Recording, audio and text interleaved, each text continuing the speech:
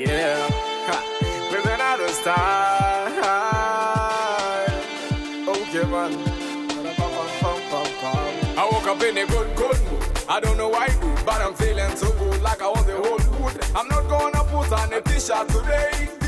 Hi guys, how you doing today? I hope you're doing well wherever you're watching this episode of the Car Weekly Roundup from. Today is 26th July 2025. Hey, see a Saturday saying by you, July. It's the last Saturday. And welcome back from the Chimeza yesterday. Some of you guys, the English, to sing as no Karamoja, you guys did not know that I knew that kind of English. Anyway, today is 26th, and in history, 26th July 2012, Toyota unveiled the Toyota Fortuner and the Hilux facelifts, badge facelifting to make it more appealing, more beautiful, more aesthetically appealing. So what they did some few minor upgrades in the interior and the exterior. So how these cars looked. So periodically, Toyota upgrades the face of the car. They improve.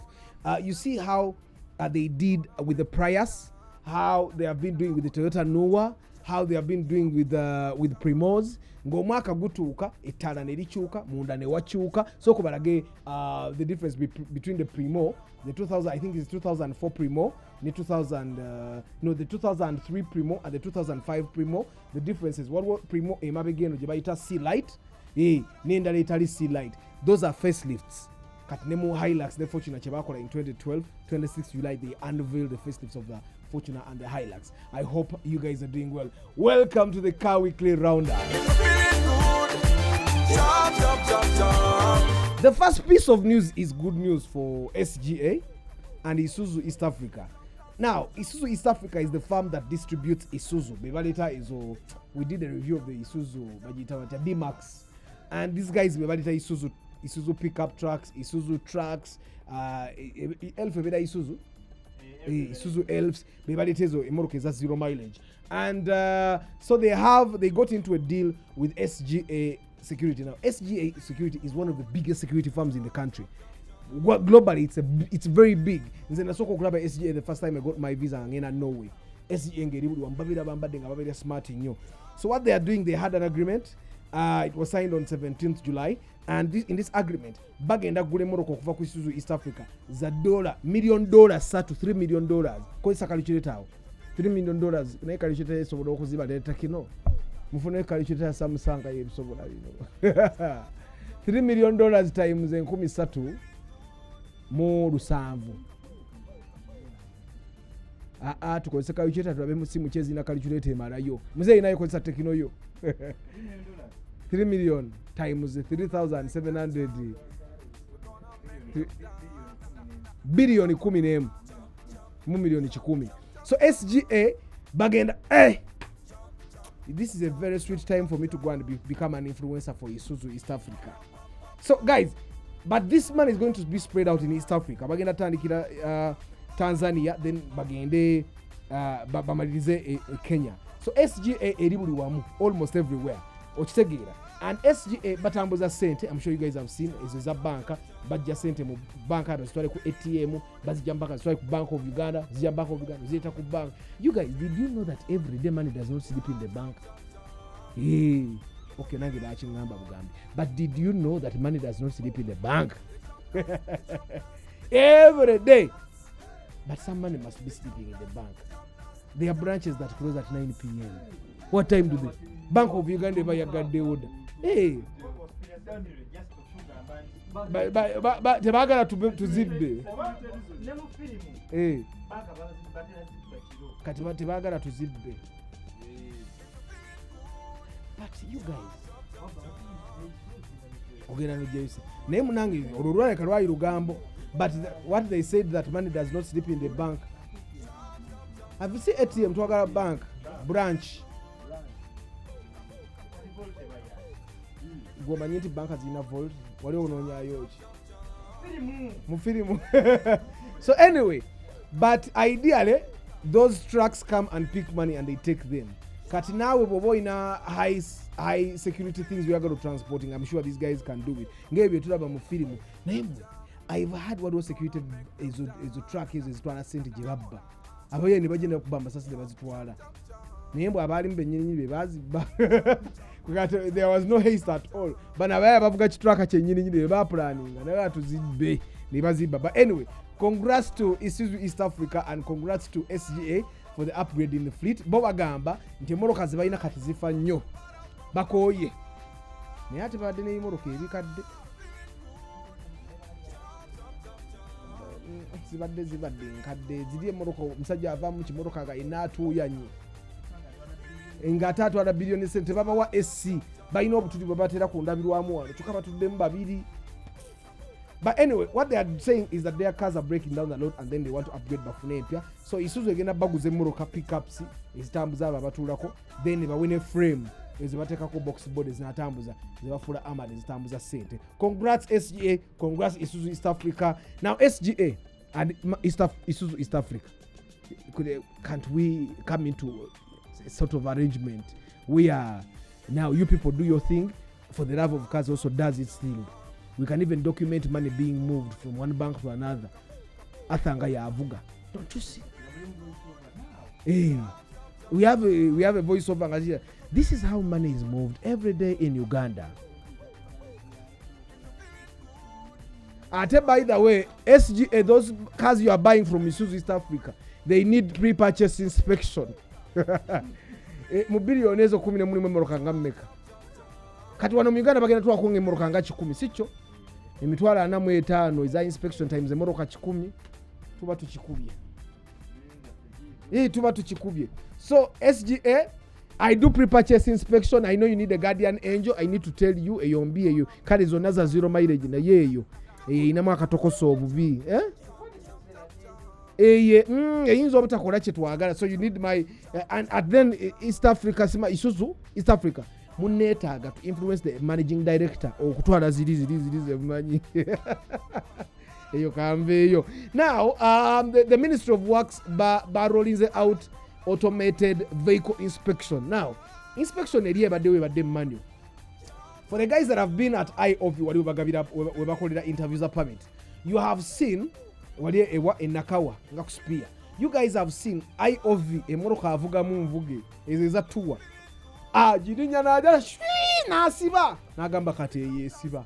Kati what the Ministry of Works is doing is rolling out automated vehicle inspection. Otwala ku computer n'ogiteekako kimashine kigaye wano wafu wali wanamuda. So that's what's rolling out. And they are saying it has been working on government vehicles. Kati baagala kireeta mu bantu ba bulijjo. Batandise n'aba taxi n'aba basi. Taxi zigenda va ku kkubo. I predict taxi zigenda va ku kkubo. Waliwo taxi zitasobola kuyita. Kwe gatu izo sigaza taxi nga 10 mu Uganda. Zigenda kuva ku kkubo. Era wesenga bagezaako ne bakola automated nga report evayo automatically. Mpozi bateekewo haaka. Ngosobola muwaye 10 na hacking anakyusaamu. Otherwise tuleka tugenda sigaza basi za pioneer zokka. Nebine bine bya wakule nnume tebisobola kuyita. Ate basi za wakule nnume tesobola yita inspection. Tezisobolera koddala. But anyway, so that's what is happening, and congrats to the Ministry of Works for bringing that. But it's going to disrupt the transport industry. Abantu bagenda yimira ku stage. Nafa abemoroka ntondugana tandika okuvuga taxi. Handi nga tewali mmoroka. Ngovuga karusu nokawuba notwaleka wempe nokomawo nono n'abalala. Abana ba Uber bagenda kuba batandika okuvuga taxi special hire. Anyway, that's what happened, and then of course one person died and 4 people were injured in a gateway bus crash on Katosi Nyenga Road. So what happened? Bus yavudeko ku kubo. Ne waba driver yafudde abana ne balumizibwa. And so I think a bus impya okitegeera iri ku UA, the number plate is UA 354AN. Ekyali impya. So it overturned. It's overturned to the right side ya driver. Ira olaguddewo bweti ndoza driver yina akutuka. And then of course such things abana bateka wolo hospital Nenkokonjeru Health Center. So what happens is normally the bus drivers drive badly. We all know the bus drivers just drive badly. And I don't know if we are lucky that it's the bus driver that died in the maso. I don't mean to be that negative, but of course the bus drivers should improve their driving. If you said every single bus driver boba una ne baduka ne baleka abasabaze nga bafudde okisegeera bavuga bubi nze nvuga ku highway ekimu ku bintu ebinzija ku highway n'envuga akataka is because of those bus drivers. But may his soul rest in peace. May he be punished for that accident first, and then he goes to heaven. I think that's the thing we should be saying. Every time an accident comes and it's caused by the driver who dies, we should always pray that he's punished first of all in purgatory. Bajita purgatory. Punished for like 4 weeks, then bamtagi nini. And then of course Uganda this month has registered the highest death rate in 1 week. Abantu chikumi 100 people died in 1 week between 14th and 21st July. Abantu chikumi bafudde nga bafa accident mu weekend. Ate nkimanyi basukam because some deaths are not really reported. Abantu abafireyo mu byalo ne babuziika buzisi police neetamanya. That happens. But 100 people, and of the 100 people, 42 were on motorcycles, 29 were the riders abafuze ba border, 13 were passengers of the borders, and 40 people were moving on foot. And of course this is something we have always been saying, that you're more vulnerable to die of road accidents if you're moving on foot or in border. That's why some of us people will be in the cars. 100 deaths in 1 week. That's huge. That's big. Guys, let's be careful as we. You know, we said mwenda bo waboda ngavuga omusabaze nakutunulira tunayagala nokumu. Ogamba lobona atambulira mu kufa naye tamanyi. Alowooza nze nfa bwe bamuvuga ebyekisiru. You guys that sit on borders, you look at Arthur like your Totegeera. Owa boda agenda kusula mu kimagulu 10 gwa agenda okufa. Owa magulu ate majority of the time it's actually surprising that it's mostly the riders that died this time. Majority of the time it's the biggest number of people that die are passengers. Guys, pedestrians babigere. Era mweno report ba pedestrians na yate bogata ba boda be basinze because kuliko boda riders and their passengers. But majority of the time in accidents where borders are involved, it's the passengers that die the most because abata manchi genda maso. Owa boda so bulubukako na agweri. Even the people that lose legs, majority of the time it's the passenger that loses the leg. Omusajja oli avuga piki abera steady alaba nga bijja. Yeno kiraba ekisabaze nga kikutunuulira kitino gamba laba guno ebirevu. Ekifo kyokona omusajja wa boda bakuvuga ebekisiru mpolo yimugongo ate nga lwamaanyi pa elementi ruma. If a boda guy is riding bad pa element, he will stop.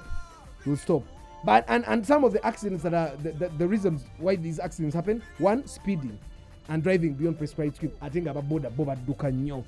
And of course government, you are to blame. Ababoda tembakwata kubananga ababoda bavuga wanu we ayitane kumusika road namusindika nvira ababoda tebakwatwako. And then of course careless overtaking, era ababoda basinga okola careless overtaking. Kimanya aba taxi babikola badabo cabin babikola bemukaza government, but borders are careless overtakers. They overtake on the right and the left and at the same time. Distracted driving. Whatever ko boda nga ali ku simu nga bwakutte inakutte jemba ali kutte n'omukono gumu inali kasimu kakatochi ngatalaba na bulungi. Attention wana egenda kasimu. Olumu wa boda akuvuga ngo oli mabega nakwate simalo n'omulaba omusabaze. And then of course we have improper overtaking when facing multiple vehicles ahead. People overtake cars when they clearly see of vehicles that are coming onto them, and then they overtake. Nateka ola in abana ba Subaru.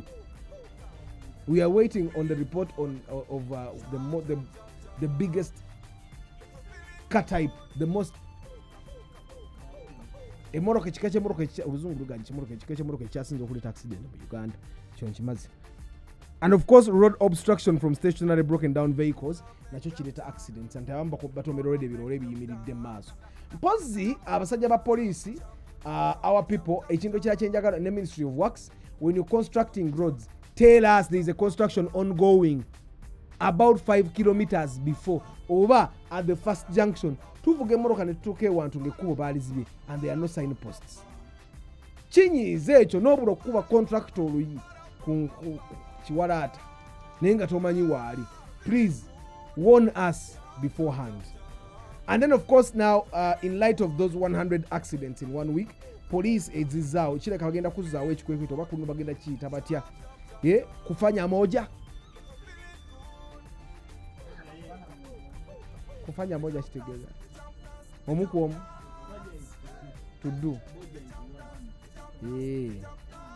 kufana muntu omu kufanya moja tujja kufana omuntu omu ku omu. Anyway, Kampala Masaka awabera accidents nyingi, and then Kampala Jinja Road because those are main highways, and then of course Gulu Kamdini na ndo zawabera accident nyingi nabagenda beerayo. And then of course in Los Angeles waliwo drivers ayingira abantu n'abatomera at around 2 a.m. babadde bali ku club nga bali mu kulya bulamu. The guy came and he hit them, and then so what happened, people pulled him out of the vehicle and they beat him, and then one person shot him in the shoulder, in the back, and then disappeared. Of course the person that shot is still being looked at, and then this guy survived, and then of course surprisingly they found that he had also a criminal record. And I don't know why people keep like knocking people. So 30 people were injured and 7 people are in critical condition.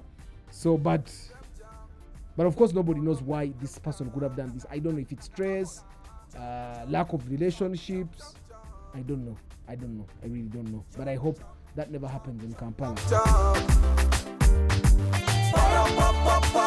And then of course in Chicago, Orabanga multiplex, how the multiplex guys can tow your car, but they don't tow the cars these days. I've been told that they can clamp your car, and in the evening if you don't come at around 6:30 p.m. they unclamp it, but then the charge stays.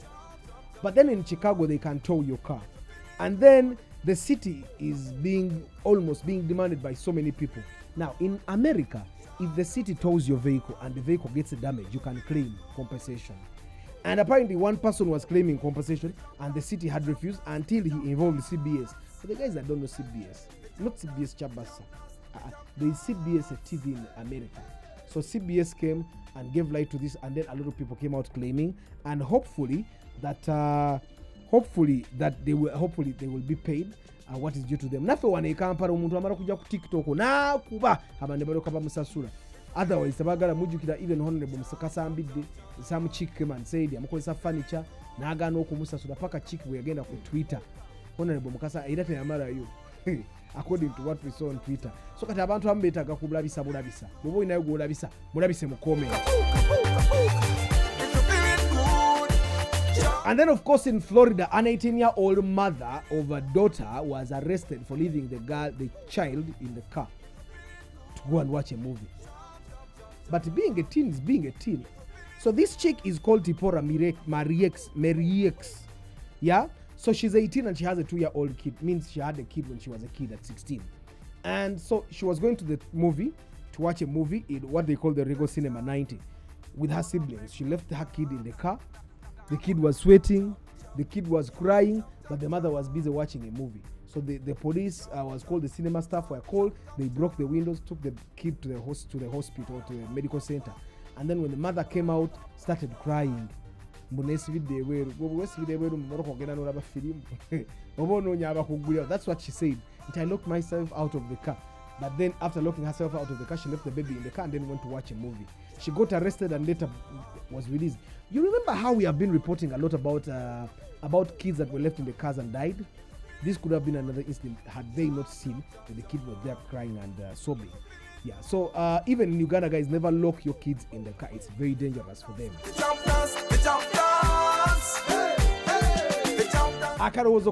Guys, I don't know where you live, but I don't know if you've seen the big humps.